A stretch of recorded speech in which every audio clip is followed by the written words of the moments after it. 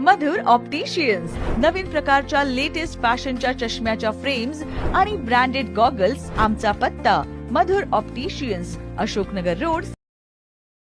येत्या काही दिवसांमध्ये नाशिक महापालिका निवडणूक जाहीर होऊ शकते. आरक्षण पडलेलं आहे आणि प्रत्येक उमेदवार हा आपल्या आपल्या पद्धतीने प्रचार कार्याचा सुरुवातही केलेली आहे. प्रभाग क्रमांक 11 अनुसूचित पुरुष या गटातून तरुण तडफदार युवा नेतृत्व म्हणून बिपिन कटार हे आगामी नाशिक महापालिका निवडणूक लढण्यासाठी रिंगणात आहेत. आपल्यासोबत स्वतः बिपिन कटारे आहेत. भाऊ, तुमचं सर्वप्रथम सार्थक न्यूज मध्ये खूप खूप स्वागत. येणाऱ्या नाशिक महापालिकेच्या निवडणुकीमध्ये आपली काय तयारी असणार आहे? प्रथमतः मी सार्थक न्यूजचे आभार मानतो. आपण वेळात वेळ काढून या ठिकाणी इंटरव्ह्यू घेण्यासाठी कार्यालयात आला आहात. आगामी होणारी निवडणूक अतिशय अटीतटीची असणार आहे आणि मला सर्व जनतेला, नागरिकांना सांगायचं आहे की सुशिक्षित युवा वर्गाला आपण कुठेतरी एक ऑपॉर्च्युनिटी, संधी दिली पाहिजे, जेणेकरून आपण बघत असाल सातपूर म्हणजे इतका इंडस्ट्रियल एरिया किती मोठा आहे, तरी आपले मुलं पुणे, मुंबई, बँगलोरला शिकायला जातात, कामासाठी जातात. आपण जर इंडस्ट्रियल हब ची स्थापना केली तर निदान आपल्या स्थानिक युवकांना रोजगार वाढेल. यासाठी प्रथमतः प्रयत्न असणार आहे. ड्रेनेजचे कामं असतील, सुसज्ज असे सिमेंटचे रस्ते असतील. आता आपण बघत आहोत की ड्रेनेजचे कचऱ्याचा ढीग असेल, भरपूर ठिकाणी अस्वच्छता निर्माण झालेली आहे. आपला प्रभाग अतिशय स्वच्छ बनवण्याचं हे सुंदर असं काम हे माझ्या माध्यमातून व आपण सर्वांच्या माध्यमातून होईल हे मी निश्चित सांगतो. भाऊ, आपले वडील चळवळीमध्ये 40 वर्षापासून काम करतात.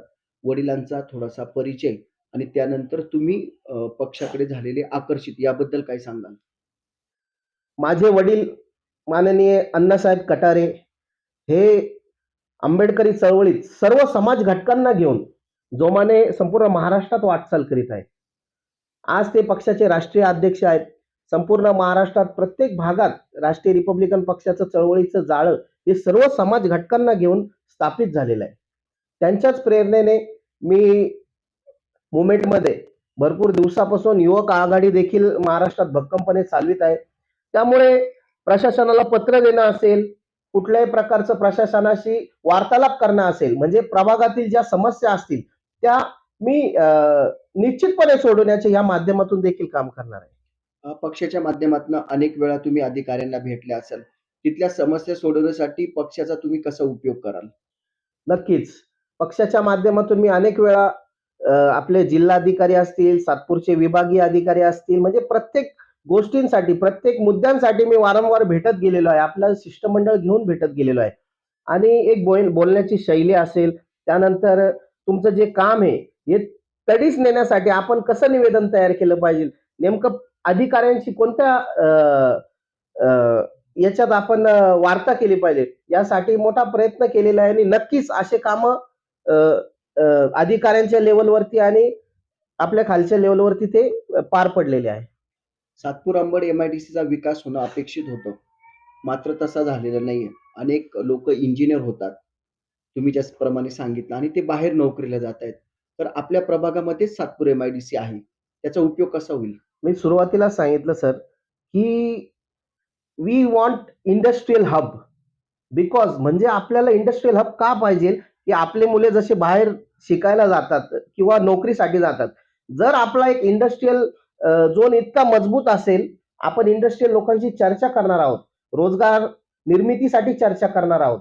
म्हणजे निवडणूक जिंकल्यानंतर आपण प्रत्येक बेरोजगार मुलांचे फॉर्म भरून घेणार आहोत. कोण ग्रॅज्युएटेड असेल, कोण डॉक्टर, म्हणजे ज्या ज्या विभागात जो व्यक्ती असेल त्या रोजगार मेळाव्याच्या अंतर्गत आपण प्रत्येक इंडस्ट्रियलच्या कंपन्या मालकांशी बोलून आपले जे स्थानिक मुलं असतील त्यांना नोकरीसाठी संधी देण्याचं काम देखील करणार आहोत. मागील नगरसेवकांनी MIDC साठी काही पुढाकार घेतला असं वाटतं का तुम्हाला, उद्योग आणण्यासाठी? आता इतक्या दिवसापर्यंत तर आपण बघतच आहोत की कुठल्याही प्रकारचे रोजगार निर्मिती सध्या तरी कुठे दिसत नाहीये.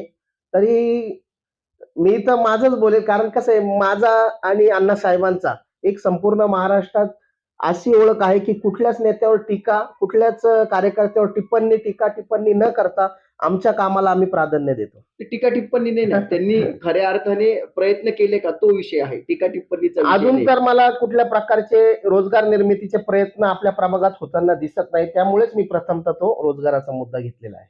आपल्या प्रभागामध्ये अनेक स्लम एरिया आहे, त्याकडे तुम्ही कसं पाहतात? स्लम एरियात मोठ्या प्रमाणात ड्रेनेज, लाईटचे काम असतील, अंडरग्राऊंड काम असतील, त्यानंतर स्वच्छतेचे काम असतील. माझं तर म्हणणं आहे दिवसातून 2 ते 3 वेळा घंटागाडी आली पाहिजे. पाणी देखील आपल्या इकडे स्वच्छ येत नाही. पावसाळा झाल्यानंतर आपण बघतच असाल पाण्याची देखील अतिशय गंभीर आजारांनी सगळे नागरिक हैराण होतात.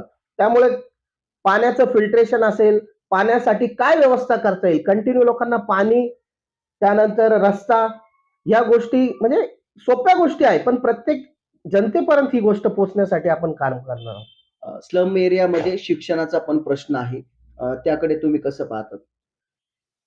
माझी आई मंदाकिनी अण्णासाहेब कटारे, महादेवनगर असेल, जिजामाता शाळा असेल, शिक्षण क्षेत्रात शिक्षिका म्हणून काम केलेलं आहे. मम्मीला मी जेव्हा घ्यायला जायचो किंवा शाळेत सोडवायला जायचो, मी बघायचो भरपूर मुले शिक्षणापासून वंचित आहे.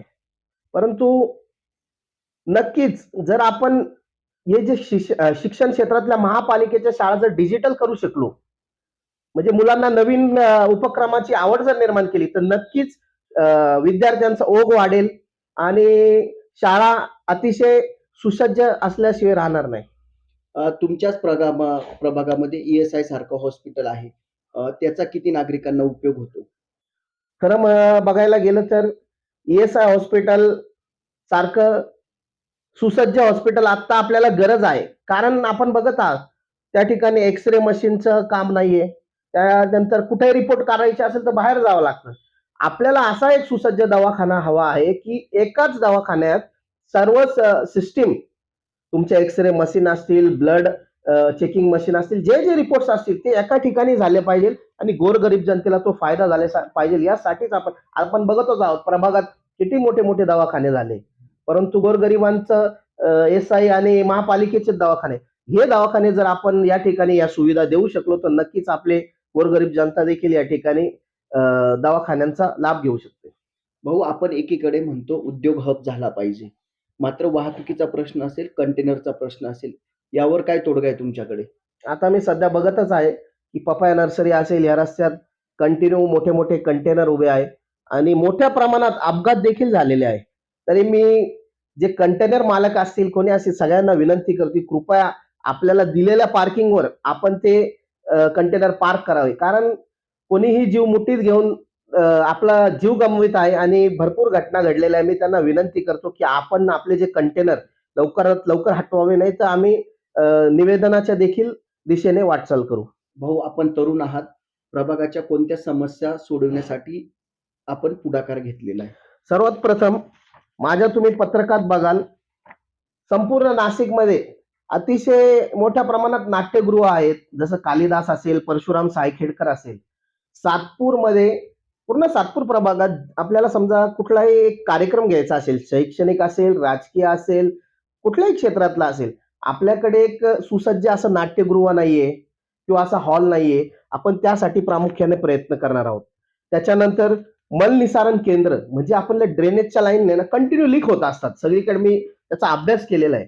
त्या देखील इतक्या प्रॉपरली आणि चांगल्या सोयीनुसार झाल्या पाहिजे की लोकांची अजिबात कंप्लेंट आली नाही पाहिजे. अंडरग्राऊंड ज्या केबल वर्क आहे त्यांनी सुद्धा भरपूर लोकांचे ऍक्सिडेंट होऊन करंट लागून लोक गेलेले आहे. टिकाऊ सिमेंटचे रस्ते असतील, त्याच्यानंतर बेरोजगारीचं तर आपण सुरुवातीलाच बोललो, महिलांचा रोजगार आहे. त्यानंतर आपण प्रत्येक युवकांना एक संस्कार केंद्र, म्हणजे आपण हप्त्याला एक दरबार भरून युवकांसाठी नवीन नवीन काहीतरी संस्कार देण्यासाठी आपण असे कार्यक्रम आयोजित करणार आहे. कुंभमेळा येतोय आणि नाशिक त्र्यंबक हा रस्ता होणं फार गरजेचं आहे, मात्र सातपूर या ठिकाणी मोठ्या प्रमाणात वाहतूक कोंडी होती. आता आगामी कुंभमेळा लवकरच येत आहे आणि सातपूर नाही तर त्र्यंबक नाक्यापासून तर त्र्यंबकेश्वर पर्यंत अत्यंत इतकी मोठी प्रचंड प्रमाणात गर्दी असते की वाहतुकींचा अक्षरशः म्हणजे कोणीच कोणाचं ऐकत नाही. निदान प्रत्येक ठिकाणी पोलिसांचं युनिट पाहिजे. जे ट्रॅफिक पोलीस असतील त्यांनी ह्या गोष्टींकडे बारकाईने लक्ष दिलं पाहिजे. आता आपला कॉलनी सर्कल असेल, कंटिन्यू ऍक्सिडेंट होत आहेत. पपया नर्सरीला पण आपण बघितलं असेल. तर ती वाहतूक कोंडी सोडवण्यासाठी आपण काय योजना आखू शकतो का? रस्ते किती झाले पाहिजे, कुठून आपण एक ट्रॅक ठेवू शकतो, म्हणजे लोकांना चालता आलं पाहिजे. या जे कंटेनर आहे यांच्यासाठी देखील आपण काही ट्रॅक बनवू शकतो का, जेणेकरून बाकीच्या वाहतुकीला अडथळा निर्माण होणार नाही. यासाठी देखील आपण प्रयत्न करूया. भाऊ, आपल्या प्रभागामध्ये जास्तीत जास्त स्लम एरिया आहे आणि तेथील मतदान पण खूप प्रमाणात आहे. त्या मतदारापर्यंत आपण कसं पोहोचणार आहात? आता मी गेल्या 10 दिवसापासून सर्वांच्या भेटीगाठी घ्यायला सुरुवात केलेलीच आहे. काल या पत्रकाच्या माध्यमातून आई-वडिलांचे आशीर्वाद घेऊन समस्त नागरिकांच्या पाठिंब्याने सर्व थोर महापुरुषांच्या डॉक्टर बाबासाहेब आंबेडकर, छत्रपती शिवाजी महाराज, महात्मा ज्योतिबा फुले, अण्णाभाऊ साठे, बिरसा मुंडा, अहिल्यादेवी होळकर सर्व महापुरुषांचे विचार घेऊन मी काल सप्तशृंगी मातेच्या मंदिरापासून देवीचे आशीर्वाद घेऊन सर्व जनतेच्या सोबत प्रत्येक घरोघरी जाण्याचा निर्णय घेतला आहे आणि मी ते 2 दिवसापासून करतच आहे. आणि नागरिकांपर्यंत जोपर्यंत तुम्ही जात नाही, नागरिकांच्या काय अडीअडचणी आहे. आता संतोषी मातात बघत असाल आपण, लाईटीचा प्रॉब्लेम मोठ्या प्रमाणात आहे दादा, रस्त्यांचा मोठा प्रॉब्लेम आहे. म्हणजे सांगायचं तात्पर्य असं की निवडून गेल्यानंतर कुठल्याही प्रकारचं लक्ष न देता कायम या वस्त्या दुर्लक्षित राहिलेल्या आहे. तर निदान लाईट, रस्ते, त्यांच्या जीवनावश्यक वस्तू जर त्यांना भेटत नाही तर आपण पुढच्या गोष्टींकडे लक्ष देतोय. निदान लाईट, रस्ते, पाणी यांच्याकडे प्रामुख्याने वस्त्यांवर लक्ष असणार आहे. प्रशासकीय राजवटीमध्ये शासनाकडून विकास कमी झाला असं वाटतं का प्रभाग क्रमांक 11चा? तेव्हा तर प्रशासक होता. प्रशासकीय राजवटीमध्ये प्रशासनाचं अजिबात लक्ष नाही. निवेदन दिल्यानंतर कुठल्या प्रकारचं लवकर त्यांच्याकडून कुठला एक हे येत नाही. कामाची गती मंदावलेली आहे. त्यामुळे लवकरच निवडणुका व्हाव्या आणि प्रशासकीय राजवट लांब होऊन निवडणुकींना सर्वांनी सामोरे जावे. आपण मतदारांना काय आवाहन कराल? आपण फार सुशिक्षित आहात. माझ्या सर्व मतदार बंधू भगिनींना माझं हेच आव्हान, नम्रतेची विनंती आहे. मी युवा उमेदवार बिपिन मंदाकिनी अण्णासाहेब कटारे, मी आपल्या सर्व समस्यांसाठी स्वतः बारकाईने लक्ष देऊन रस्ते, पाणी, रोजगार प्रत्येक गोष्टीसाठी स्वतः मी आपल्या सोबत असून आपण सर्व हे काम करणार आहोत. यासाठी सर्व उमेदवारांनी मला प्रचंड मतांनी निवडून द्यावे, जेणेकरून मी प्रशासनामध्ये आपल्या प्रत्येक समस्येचे निराकरण करेल.